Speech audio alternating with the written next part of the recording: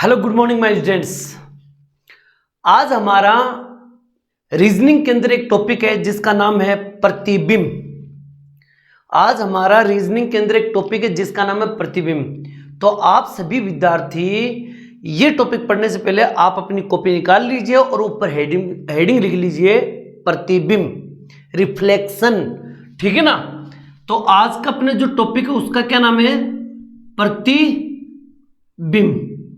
और प्रतिबिंब के अंदर दो प्रकार के प्रतिबिंब लगभग एग्जाम में प्रश्न पूछते हैं। नंबर एक दर्पण प्रतिबिंब और नंबर दो एक होता है जल प्रतिबिंब। जल प्रतिबिंब, दर्पण और जल प्रतिबिंब, ये मान लो आप। एक होता है दर्पण प्रतिबिंब और एक होता है जल प्रतिबिंब। ठीक है ना। तो दर्पण प्रतिबिंब और जल प्रतिबिंब, इनको पढ़ने से पहले मैं आपको पढ़ाने से पहले एक बात बता देता हूं। बेटा जी कोई भी चैप्टर अगर मैं YouTube पे छोड़ता हूं आप लोगों के लिए, तो बस आप इतना कीजिए कि आपको ये चैप्टर कैसा लगा आप कमेंट बॉक्स में जरूर डालिएगा बेटा। ओके, तो चलिए हम आगे स्टार्ट करते हैं। तो ये चैप्टर के बारे में जरूर बताना कि ये चैप्टर आपको कैसा लगा। ठीक है, ऊपर हेडिंग लिखिए प्रतिबिंब, एक दर्पण प्रतिबिंब और एक जल प्रतिबिंब। क्लियर? इसके बारे में पढ़ाऊं, पहले इसको नोट कर लीजिए बेटा। ओके कीजिए। चलिए बेटा जी सबसे पहले स्टार्ट करते हैं दर्पण प्रतिबिंब। ठीक है ना। सुनिएगा भाई, सबसे पहले मैं बता दूं कि दर्पण प्रतिबिंब में प्रश्न कितने प्रकार के आते हैं। नंबर एक, नंबर दो, नंबर तीन, नंबर चार। चार प्रश्न पूछता है एग्जामिनर।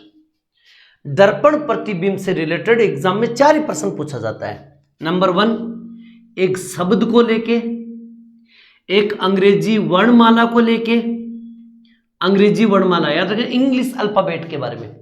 ठीक है ना। तीसरा इसमें शब्द पूछा जाता है आपको गिनती से रिलेटेड, गिनती। ठीक है ना। और चौथा इसके अंदर पूछा जाता है समय से रिलेटेड। क्लियर? चार ही प्रश्न पूछे जाते हैं, शब्द से रिलेटेड, वर्णमाला से रिलेटेड, गिनती से रिलेटेड और दर्पण से रिलेटेड, सॉरी समय से रिलेटेड। क्लियर? अब इन चारों का मैं एक क्वेश्चन आपको मैं बताऊं, उससे पहले आप लोग इसको अच्छी तरह समझना कि मैं कैसे कैसे प्रश्नों को बता रहा हूं। इनका एक एक एग्जांपल मैं ले लेता हूं और अच्छी तरह समझना। अगर समझ में आ जाए तो बताना कि ये टॉपिक आपको कितना अच्छा लगा बेटा। ओके, लेकिन इसको पढ़ लेना क्योंकि एग्जाम में लगभग एक प्रश्न जरूर आता है। ओके, तो इन चारों के लिए मैं चार प्रश्न पूछूं, आप इससे पहले इसको नोट कर लीजिए बेटा। ओके कीजिए। देखिए क्वेश्चन नंबर एक, मैं आपको ये बता देता हूं नंबर से अलग अलग। नंबर एक क्वेश्चन आपको इस तरह से एक प्रश्न मिलेगा, क्या तो आपको ऐसे लिख के देगा या फिर आपको ऐसे लिख के देगा। अच्छा, ये जो सिंबल आता है एग्जाम में किसी भी शब्द के सामने, ये जो सिंबल आता है ना, खड़ी लाइन करके टिक टिक कर रखा है, क्या तो वो आगे आएगा या वो पीछे आएगा। तो ये जो सिंबल होते हैं ये दर्पण के लिए होते हैं। किसके लिए होते हैं? दर्पण के लिए।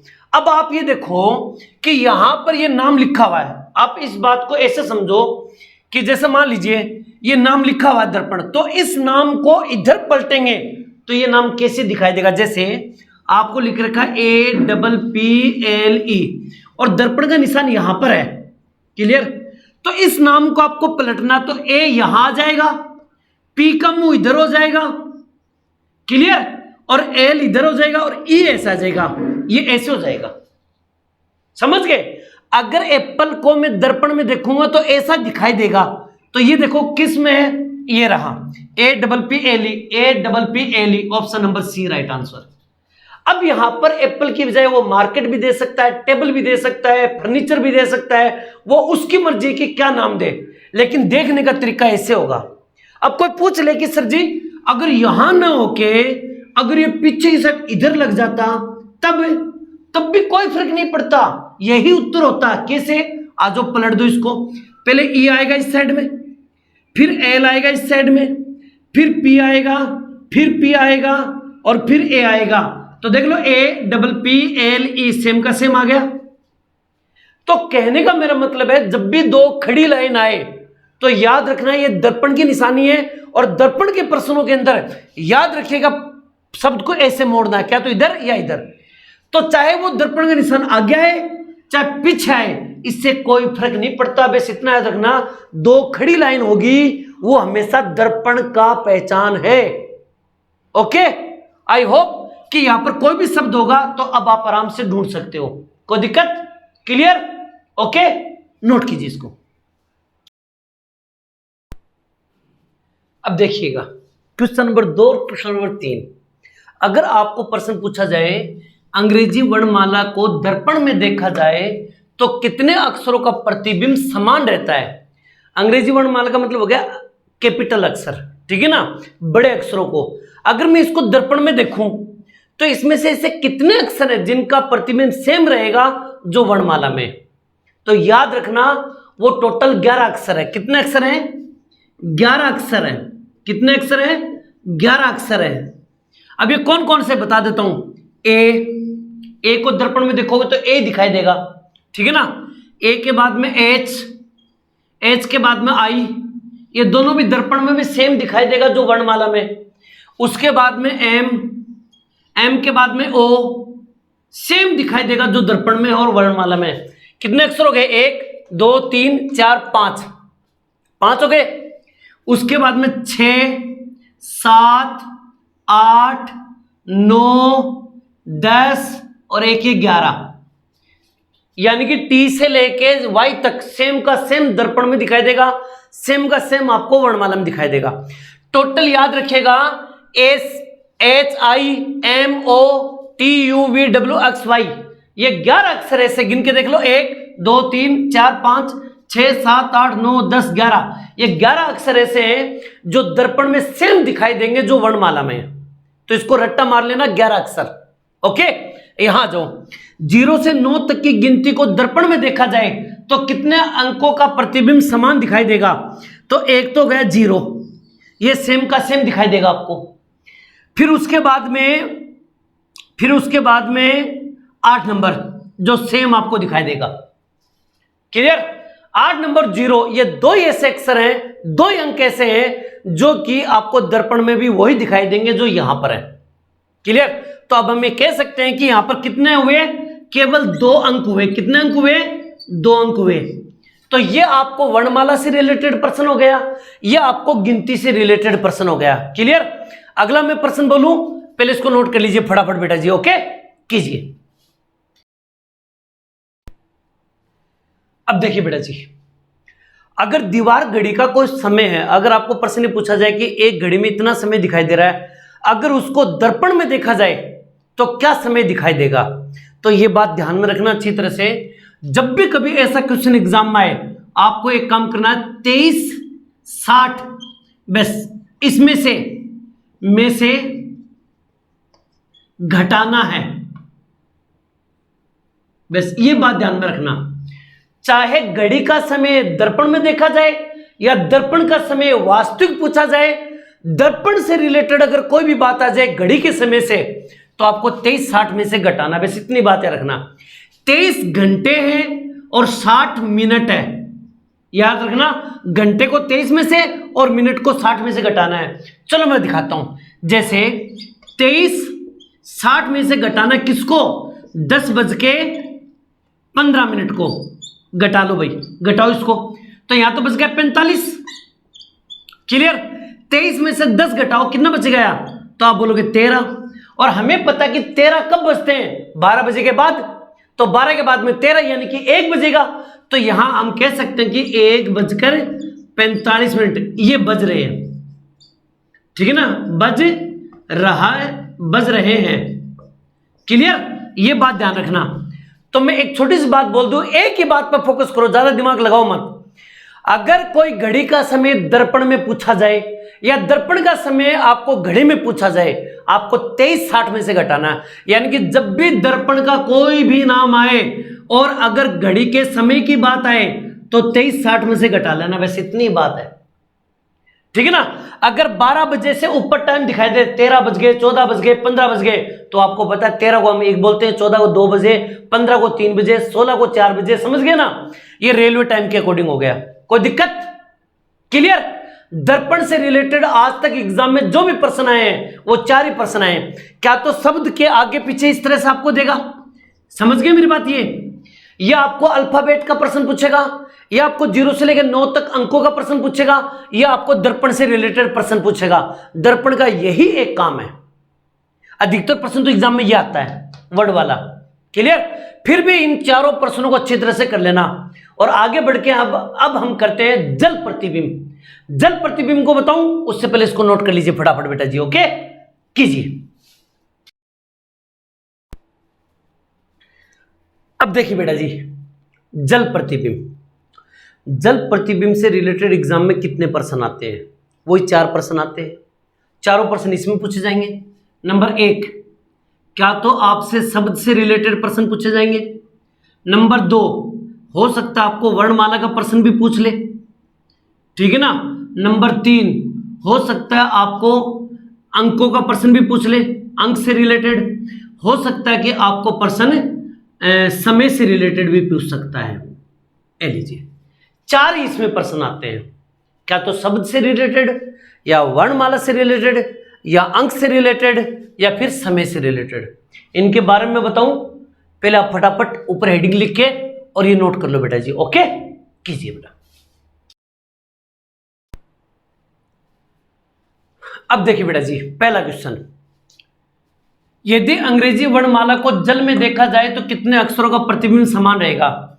अगर मैं कह दूं कि अंग्रेजी वर्णमाला के अक्षरों को अगर जल प्रतिबिंब में देखा जाए तो कौन कौन से अक्षर ऐसे हैं जिनका प्रतिबिंब वही रहता है जो वर्णमाला में रहता है। तो चलिएगा बताता हूं। सबसे पहले सी, देखो जल के अंदर देखोगे तो सी का सी दिखाई देगा, एक डी होता है, एक ई भी सेम का सेम दिखाई देगा, एक एच सेम का सेम दिखाई देगा, आई सेम का सेम दिखाई देगा। उसके बाद में के सेम का सेम दिखाई देगा, फिर एम एन ओ सेम का सेम दिखाई देगा, ओ के बाद में P Q R S T U V W अक्ष सेम का सेम दिखाई देगा। ए लीजिए, और कोई ऐसे अक्षर नहीं जो सेम दिखाई दे। तो देख लो कितने अक्षर हो गए, 1 2 3 4 5 6 7 8। कितने अक्षर हो गए? 8 अक्षर हो गए। तो याद रखना बेटा जी, अभी मैंने थोड़ी देर पहले बताया था आपको कि अगर दर्पण में देखा जाए तो 11 अक्षर होंगे और जल में देखा जाए तो 8 अक्षर होंगे। क्लियर? ओके, आ जाओ। इसी प्रकार 0 से 9 तक के अंकों को जल में देखा जाए तो कितने अंकों का प्रतिबिंब समान रहता है। एक तो 0 का सेम रहेगा, 1 का नहीं होगा, 2 का नहीं होगा, 3 का भी नहीं होगा, 4 का भी नहीं होगा, 5 का भी नहीं होगा, 6 का भी नहीं होगा, 7 का, एक 8 का सेम दिखाई देगा आपको, और किसी का नहीं। केवल 2 अक्षर, 2 अंक, केवल 2 अंक है। अब 0 से लेकर 9 तक के जो अंक है, चाहे उनको दर्पण में देखो चाहे जल में देखो, आपको 2 ही, एक तो 0 और एक 8, जो दर्पण में भी वही दिखाई देंगे जो जल में दिखाई देंगे, और जल में भी वही दिखाई देंगे जो दर्पण में दिखाई देंगे। क्लियर? तो इस तरह से आपके दोनों प्रश्न, इनको अच्छी तरह से याद कर लीजिएगा बेटा। ओके, इसको नोट कीजिएगा, आगे मैं और करवाता हूं बेटा। ठीक है, कीजिए। एक छोटी सी बात बीच में रहेगी बेटा जी, एक अक्षर छूट गया अपने से बी, तो इसके टोटल 9 अक्षर होंगे बेटा जी। 8 नहीं होंगे बेटा, सॉरी, 9 अक्षर होंगे। ठीक है ना, बी इसका छूट गया है, ये बी भी आप नोट कर लीजिएगा बेटा प्लीज। ठीक है ना, बी को भी अगर देखेंगे तो सेम दिखाई देगा। क्लियर? ओके, कर लोगे? ठीक है, अब नोट कीजिए बेटा। अब देखिए बेटा जी, तीसरा क्वेश्चन लगभग एग्जाम में ऐसा पूछते हैं। देखो मैंने थोड़ी देर पहले एक बात समझाई थी आपको कि APPLE एप्पल है। अगर इस साइड में आ गए निशान तो ये दर्पण का है, इस साइड में निशान आ गया तो ये दर्पण का प्रतिबिंब है। लेकिन अगर यहां ना आके अगर ऊपर आ जाए या नीचे आ जाए, चाहे ऊपर आए नीचे, इससे कोई फर्क नहीं पड़ता है, लेकिन ये जल प्रतिबिंब का निशान है। किसका है? जल प्रतिबिंब का। तो याद रखना, इसके ऊपर है, इसके नीचे, फर्क कुछ भी नहीं पड़ेगा, चाहे ऊपर हो चाहे नीचे हो, इससे कोई फर्क नहीं पड़ेगा, आंसर सेम आएगा। लेकिन ध्यान रखना, ये जल प्रतिबिंब की निशानी है। इसका मतलब ये नीचे है तो इसको नीचे की साइड में उल्टा कर दो, ये ऊपर हो तो ऊपर की साइड में उल्टा कर दो। यानी कि कहने का अर्थ मैं बताता हूं आपको, सुनिएगा। MARKET मार्केट है। क्लियर? अगर मैं इसको उल्टा करूं तो M हो जाएगा ऐसे, A ऐसे हो जाएगा, R को करेंगे तो R ऐसे हो जाएगा, K का K रहेगा सेम का सेम, K कभी चेंज नहीं होगा, E सेम का सेम रहेगा, ये चेंज नहीं होगा, और टी ऐसे हो जाएगा। ये आपका हो गया दर्पण सॉरी जल प्रतिबिंब।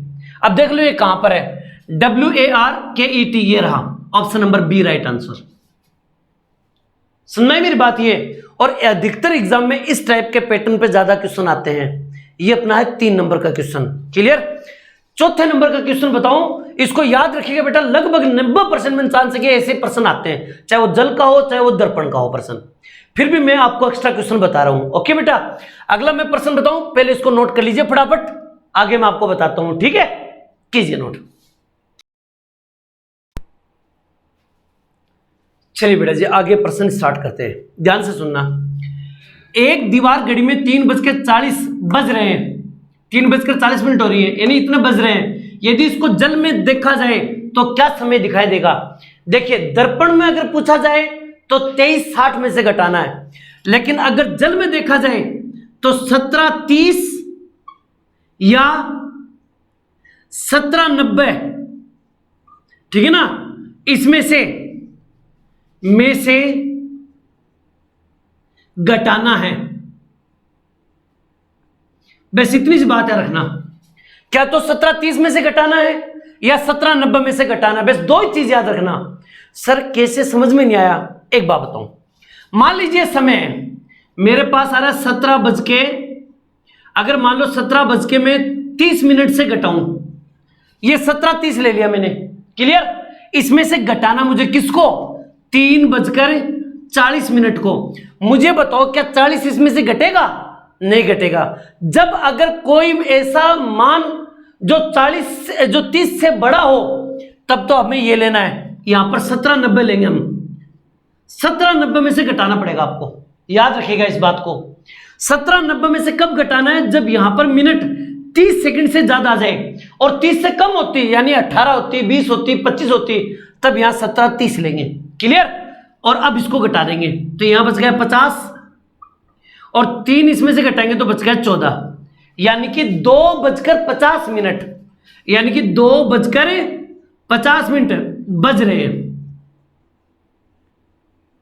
क्लियर। लो बेटा जी, ये आपका होगा जल प्रतिबिंब। याद रखिएगा 17:30 में से कब घटाना है और 17:90 में से कब घटाना है। अगर मिनट 30 मिनट से कम हुई तो 30 में से घटाना, और 30 से ज्यादा हुई तो 17:90 में से घटाना है, क्लियर। और 14 आपको पता है 12 के बाद में 13, 14, 2 बज गए ना, तो 2:50, क्लियर। ये था आपके दर्पण और जल प्रतिबिंब का चैप्टर, जो मैंने बहुत ही बढ़िया तरीके से आपको समझाया है। और आपको ये चैप्टर कैसा लगा प्लीज बेटा जी कमेंट जरूर किया करो, ताकि मैं और भी रीजनिंग के शानदार टॉपिक आपके सामने रख दूं बेटा। ओके, मिलते हैं नेक्स्ट टॉपिक के साथ, तब तक आप लोगों से अलविदा। जय हिंद, जय भारत बेटा जी, थैंक यू बेटा।